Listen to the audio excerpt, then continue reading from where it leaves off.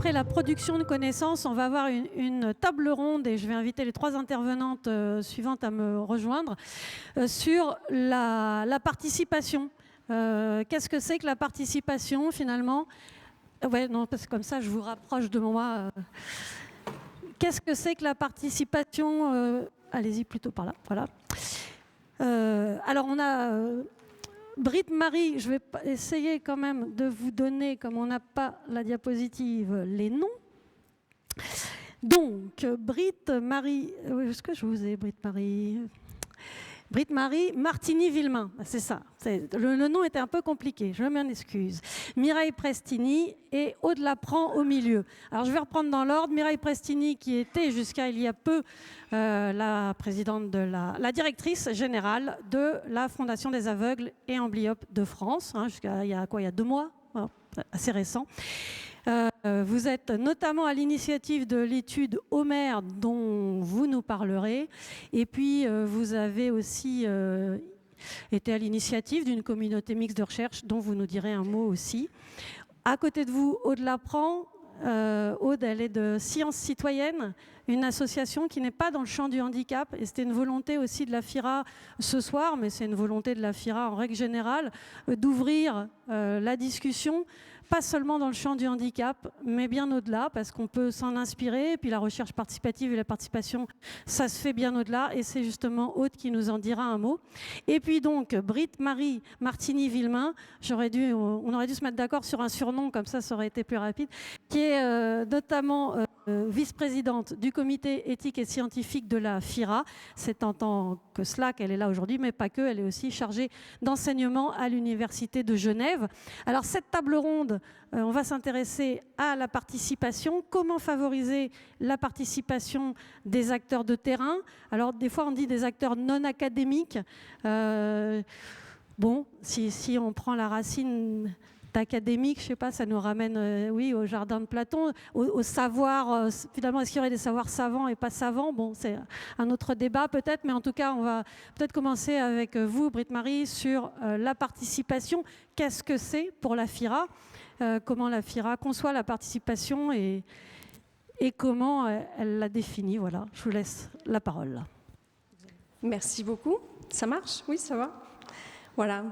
Alors, pour la FIRA, la participation à la recherche est vraiment au cœur. Pourquoi c'est au cœur de son intention et des moyens qu'elle se donne? C'est parce que déjà, la FIRA s'intéresse à la recherche appliquée dans le domaine du handicap. Donc, qui dit recherche appliquée dit qu'elle a l'intention d'influencer les conditions sociales, elle a l'intention de participer à une société plus inclusive. Elle vient répondre au paradigme de la participation sociale. Et donc, comment faire de la recherche dans ce sens-là sans se donner des moyens pour permettre aux personnes concernées d'être présentes dans la recherche? On est souvent intéressé dans la recherche par la rigueur scientifique. Évidemment, elle est très importante. Et d'aucuns pourraient dire que si on fait de la recherche participative, c'est moins scientifique. Eh bien, non.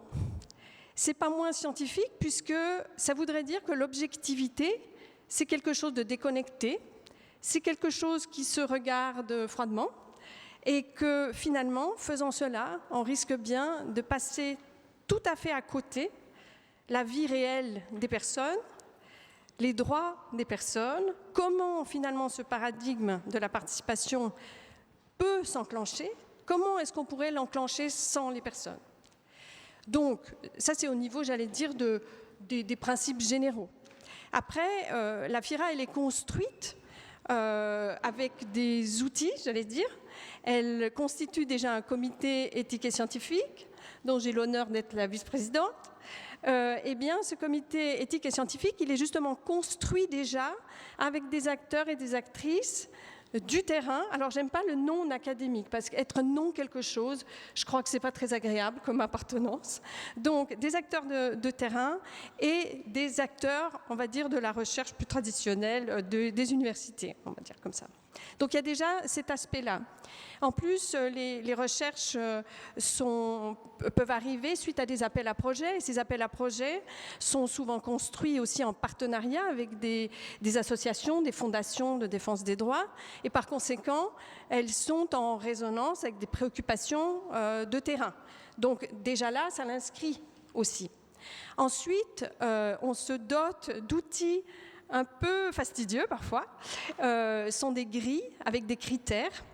Et nous avons à la FIRA 6 critères qui nous permettent d'analyser, d'évaluer le type de recherche qu'on a devant soi. C'est-à-dire des équipes nous envoient leur lettre d'intention et nous devons, dans le comité éthique et scientifique, évaluer selon ces 6 critères.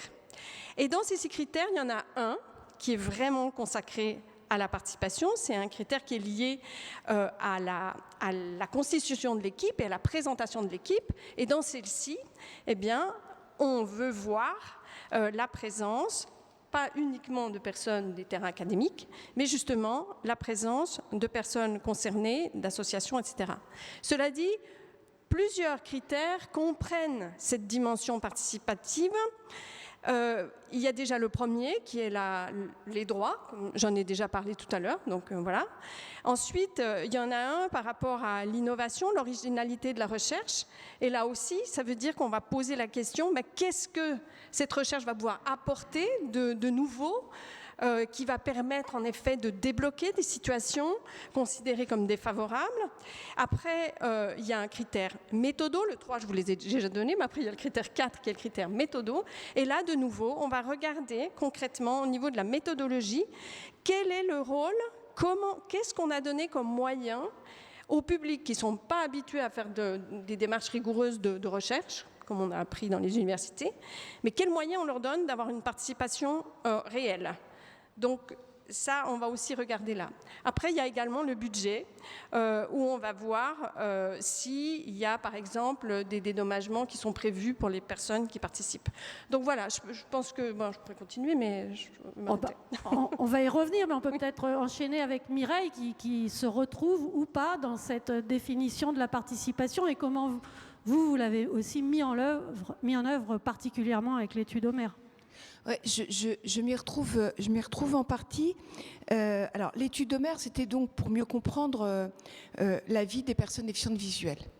Mais ce qui est très intéressant par rapport à ce que vous venez de dire, madame, c'est que l'origine de l'étude d'Homère, elle est issue de discussions que j'ai eues en tant que DG avec les administrateurs qui n'arrivaient pas et qui disaient qu'ils n'arrivaient pas à se faire comprendre des décideurs, à faire comprendre ce qu'ils vivent, etc. Et donc, ce que l'on s'est dit, c'est qu'il était important pour le débat démocratique, pour la question de mieux faire prendre en compte la déficience visuelle, mais tout simplement la prendre en compte, de travailler avec nos cousins, avec qui parfois on est concurrents, donc les autres associations déficientes visuelles, pour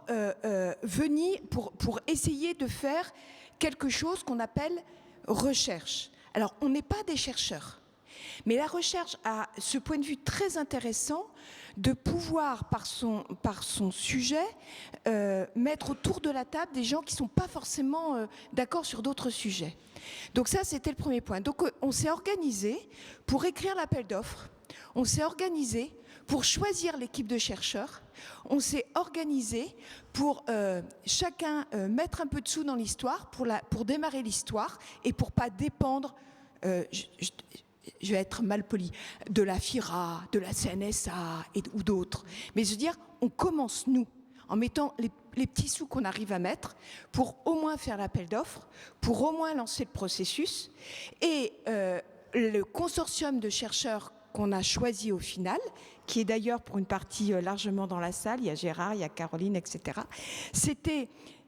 On l'a choisi après discussion parce que la méthode qu'il proposait était une méthode qui nous mettait au cœur de l'histoire. Leur méthode, c'est qu'ils ont intitulé DELF. C'est tout simplement, j'espère que je ne me suis pas trompée, Caroline, je n'ai pas dit DIF, mais j'ai bien dit DELF. La méthode, c'est tout simplement avec les personnes. Donc au total, il y a 50 personnes qui ont participé à l'élaboration du questionnaire par toute une méthodologie où chacun dit ce qu'il voudrait voir comme question, et puis il y a un filtre au fur et à mesure, et on termine avec une petite équipe d'experts qualifiés, on va dire, constituée à moitié de personnes déficientes visuelles et à moitié de chercheurs. Parce que dans l'histoire, ce qui est important, et moi, le rôle que j'avais, c'était de dire, attention, chacun son job. Nous, en tant qu'association, on a beaucoup de convictions, on aura beaucoup d'engagement, on a des compétences, on a des savoirs, mais les chercheurs, ils en ont aussi. Et pour que le travail soit validé, soit visible, soit reconnu, il était essentiel que le travail avec des chercheurs et la rigueur scientifique des chercheurs soit également là. Et je pense qu'une des clés de la réussite, s'il y a eu réussite, c'est qu'il y a eu un formidable travail avec l'équipe de chercheurs qui a été prête à relever ce défi-là et à réajuster, à se remettre en question dans leur méthodologie de travail quand besoin était, par exemple sur la question de la temporalité. Le temps que souhaiteraient les chercheurs pour soi-disant que ça soit bien, ce n'est pas du tout le temps possible pour les personnes. Ensuite, il y a vraiment un travail de rigueur où, avec quelqu'un du consortium, je préparais beaucoup les comités de pilotage pour être sûr que c'était à ce moment-là qu'il fallait parler de ce sujet et de voir comment chacun pouvait apporter sa contribution. Ce que vous avez dit dans la table ronde précédente me semble tout à fait juste. Il faut qu'on invente, qu'on crée des méthodes qui vont nous permettre qu'il n'y ait pas de rapport de domination entre acteurs. C'est vraiment très, très, très important et c'est compliqué. Ça va, je ne suis pas trop longue ? Non. Alors, je termine avec un dernier point. Je pense aussi que si on a commencé avec nos petits sous, et une des premières choses que j'ai faites dans mon rôle de facilitatrice, c'était d'élaborer une convention avec l'ensemble des associations qui voulaient s'engager. On mettait les sous qu'on pouvait mettre, c'était voilà, il y en a qui ont mis un peu plus que d'autres, mais c'était tant mieux. Mais surtout, on s'engageait pour chacun à égalité apporter les compétences et apporter le temps. C'est ça que les associations peuvent apporter. Et par contre, l'autre élément qui a été extrêmement important, c'est que à partir de là, eh bien, j'ai fait mon job d'aller chercher des sous pour quand même que ça puisse se faire. Et les sous, je tiens à le dire, parce que ça, c'est extrêmement important dans la vie des associations, le fait que assez rapidement, des gens comme l'AGFIP nous soutiennent, Coptic 2000 nous soutiennent, que la CNAV nous soutienne un peu. Ça a été crucial. Ça a été vraiment crucial parce qu'on s'est dit « Ah, mais on nous reconnaît dans ce qu'on veut faire ». Voilà, il fallait les sous pour payer les chercheurs, mais surtout ça, c'était extrêmement important. Oui.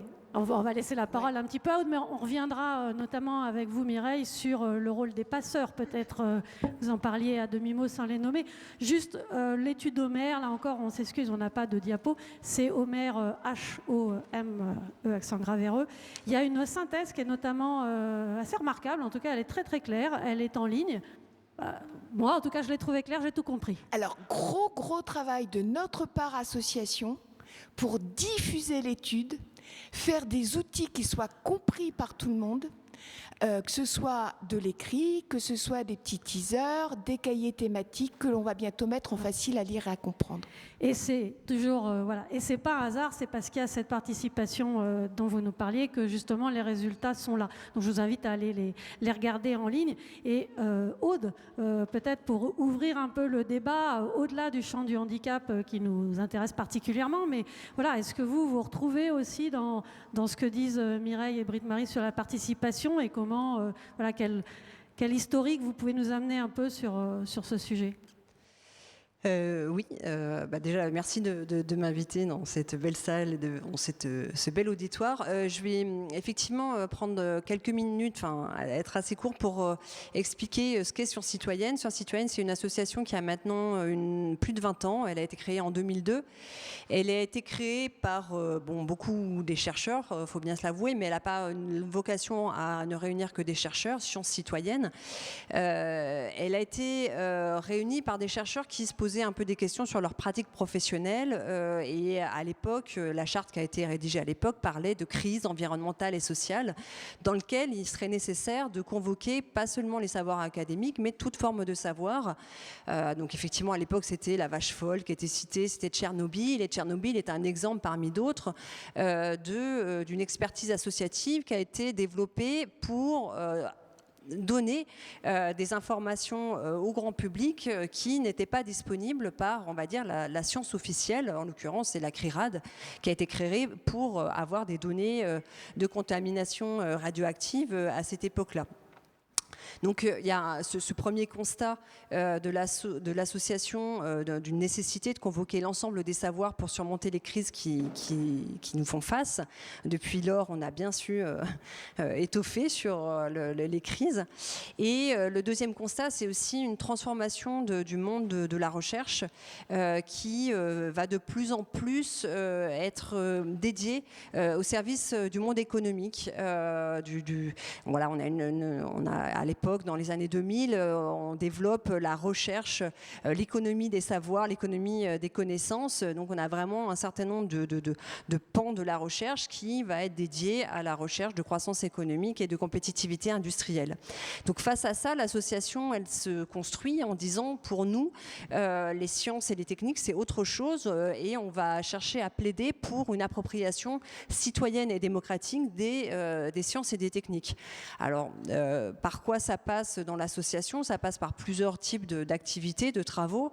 Il y a une réflexion sur, effectivement, qu'est-ce que c'est une stratégie publique de recherche, les financements publics de recherche. Là, on a beaucoup parlé de financement privé, au final, de fondations ou d'entreprises qui peuvent financer des recherches, mais il y a, chaque pays finance un système de recherche et comment les thèmes de recherche sont choisis. Quelle est la stratégie que se donne un pays? Donc, on a des réflexions par rapport à ça, y compris on a beaucoup travaillé depuis beaucoup de temps sur les conventions citoyennes, qui sont des dispositifs qui à la base étaient pensés pour les choix scientifiques et techniques. Donc, on a aussi réfléchi sur comment ça pouvait s'appliquer aux choix scientifiques et techniques. On a travaillé sur la liberté d'expression dans le domaine scientifique et technique, en défendant certains lanceurs d'alerte qui défendaient des positions qui n'étaient pas majoritaires et qui étaient du coup écartées de leur institution de ce fait-là.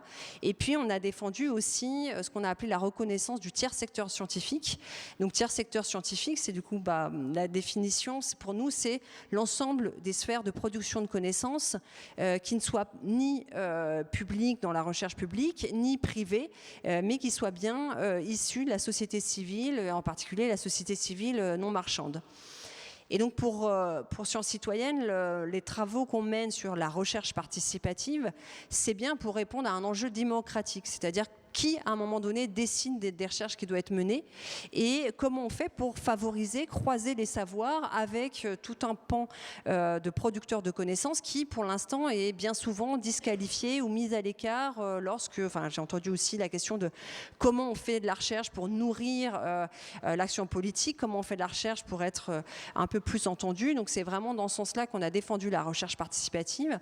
Et c'est pour cela que, pour nous, la définition de la recherche participative, elle rejoint la définition de la FIERA, c'est-à-dire c'est bien des projets de recherche, de la co-construction de connaissances à toutes les étapes de la recherche entre une association, un groupe de citoyens concernés, on va dire, détenteurs d'un certain savoir, détenteurs d'une certaine expertise sur la question, et un laboratoire qui, ensemble, dessine une nouvelle question de recherche, qui, ensemble, dessine de nouveaux protocoles de recherche, qui, ensemble, vont analyser c'est exploiter les données qu'ils vont avoir acquis et qui vont faire ensuite de la diffusion.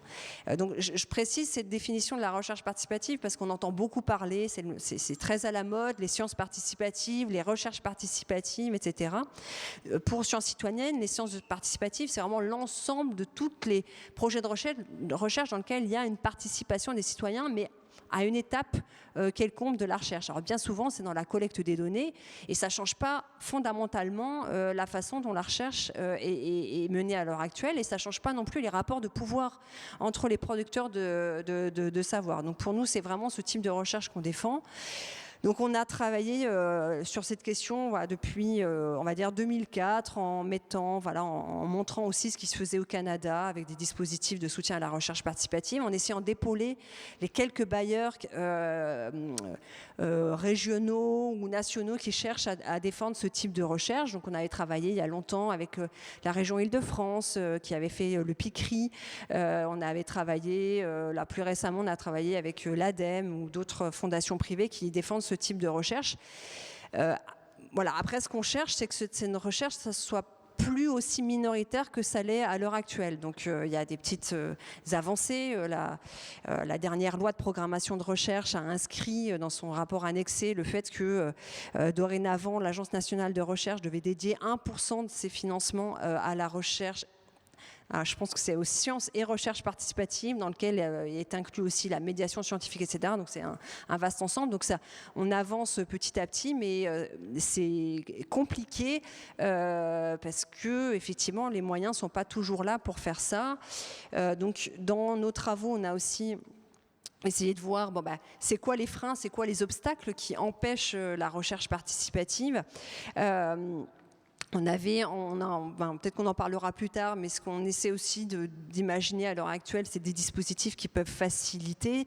Et un dispositif qu'on a piqué d'un programme de soutien à la recherche participative qui avait été mené il y a quelques années par le ministère de l'Environnement. C'était un programme qui s'appelait Repère. C'était suite au Grenelle de l'environnement, où le ministère de l'Environnement s'était bien rendu compte qu'il fallait muscler un petit peu les associations, enfin leur donner les moyens de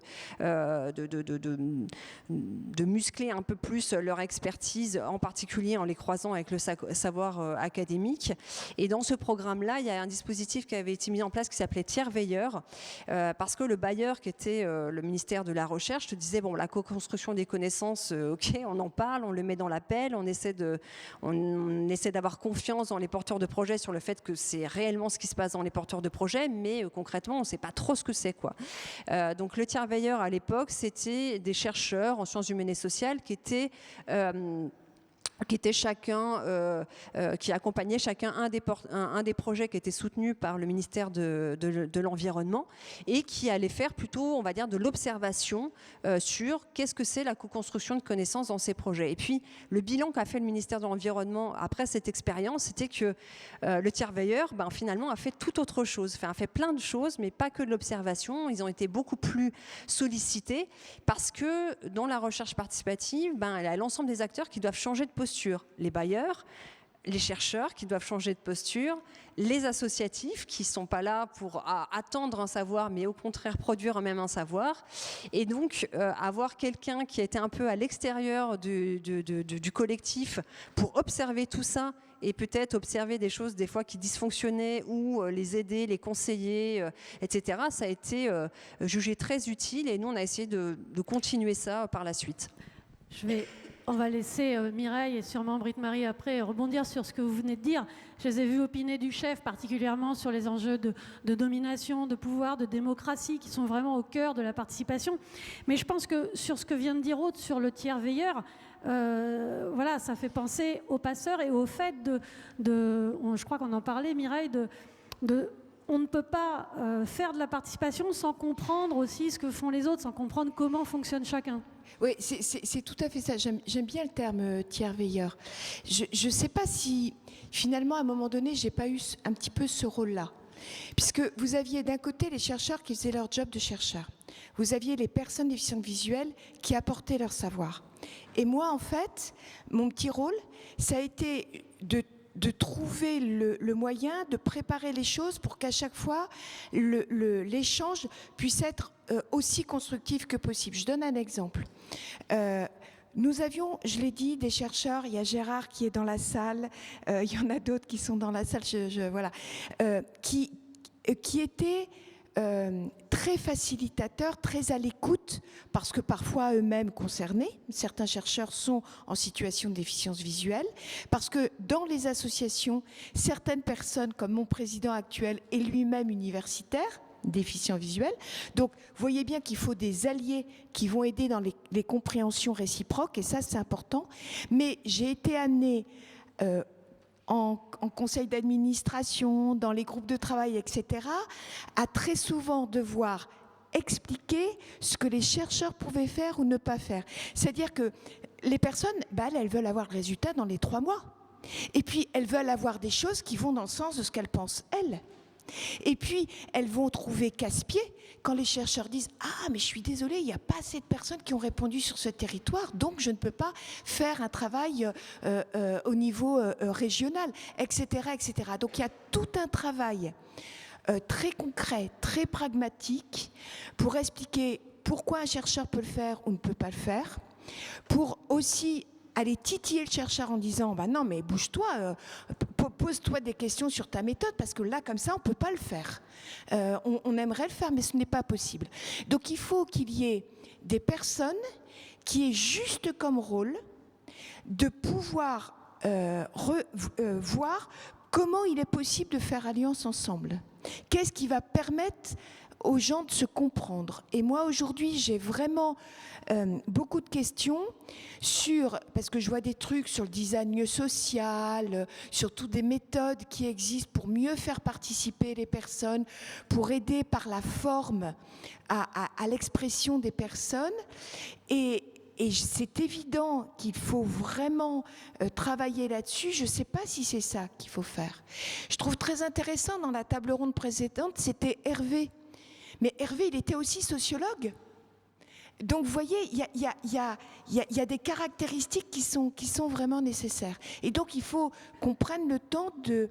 Et il faut d'ailleurs, c'est ce qu'on s'est dit avec Caroline, il faut aussi documenter sur comment ça se passe et le processus de la recherche participative. Parce que sinon, demander simplement l'avis aux gens ou même participer simplement à l'élaboration du questionnaire, ça ne sera pas suffisant. Peut-être Britt-Marie pour rebondir aussi sur ces enjeux-là. Oui, c'est vraiment des grands enjeux. J'ai l'impression qu'il y a des lames de fond qui sont difficiles à exprimer pleinement, en fait. Il y a la question des enjeux de pouvoir, il y a la question de l'appropriation, l'accessibilité des méthodes, l'intercompréhension, qui suppose, moi je suis suisse et on croit toujours qu'en Suisse on n'aime pas le conflit, ce qui est vrai, mais moi j'aime beaucoup le conflit, et je pense qu'il y a une vraie nécessité de confrontation. C'est-à-dire que quand on est chercheur, on ne voit pas le monde de la même manière que si on est par exemple, dans votre recherche, les personnes déficientes visuelles, elles ont des choses à nous apprendre. Donc ça veut dire qu'il y a du temps long là derrière. Il y a des dispositifs, vous en avez parlé, il y a des dispositifs qui essayent justement d'arriver à on a envie de dire une vraie recherche participative ou participatoire, c'est-à-dire que vraiment un dispositif qui permet réellement aux personnes d'être non pas seulement présentes de temps en temps, comme vous l'avez dit, participant à un endroit ou un autre, mais véritablement être là tout le long. En même temps, je pense qu'il ne faut pas se voiler la face. Changer le monde, ça prend du temps. Et c'est une lutte, c'est un processus. Et qu'en fait, la recherche participative, elle est aussi une utopie. Et les utopies nous montrent vers où aller. Et donc, je pense qu'il ne faut pas fermer la porte, et je pense que c'est la position de la FIRA, de ne pas fermer la porte à des recherches participatives qui ne sont peut-être pas complètement participatives au sens où on l'aimerait.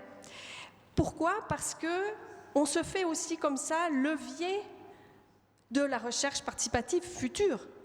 Parce que dans le processus d'acceptation d'un financement, ensuite, il y a des étapes. Et à ces étapes, on peut faire des recommandations, on peut discuter du problème que peut-être les acteurs et les actrices concernés ne sont pas suffisamment intégrés à tous les processus.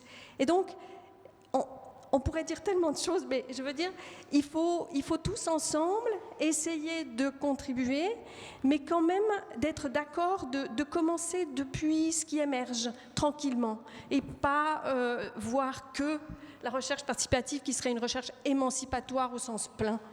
Voilà, parce que c'est déjà bien de commencer, mais il va falloir apprendre et de mieux en mieux et se donner les moyens.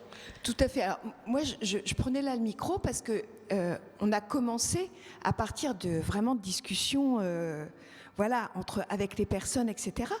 Et ce qui est intéressant, vous parliez d'utopie.